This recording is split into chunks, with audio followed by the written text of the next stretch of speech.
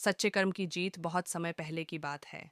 हिमालय की तलहटी में बसे एक छोटे से गांव में एक साधारण किसान रहता था। उसका नाम मोहन था।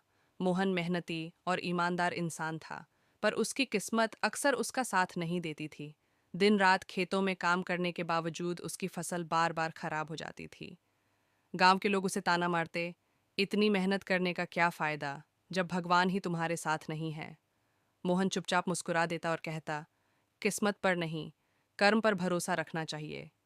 एक साल गांव में भयंकर सूखा पड़ा।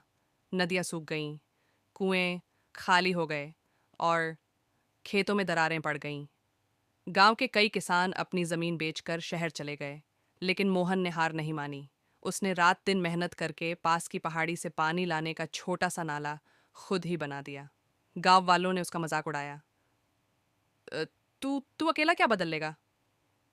मोहन ने बस इतना कहा, बदलाव अकेला ही शुरू करता है, भीड़ तो बाद में जुड़ती है। कई महीनों की मेहनत के बाद उसका बनाया नाला बरसात के पानी से भर गया और खेतों तक पानी पहुंचाने लगा। मोहन की फसल लहलहाने लगी। चारों ओर हरियाली देखकर गांव वाले हैरान रह गए।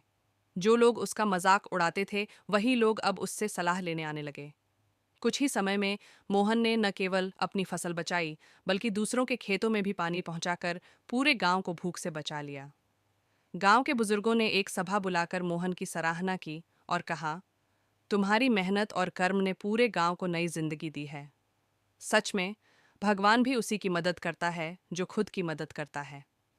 उस दिन से गांव के लोग समझ गए कि किस्मत से बड़ा इंसान का कर्म होता है।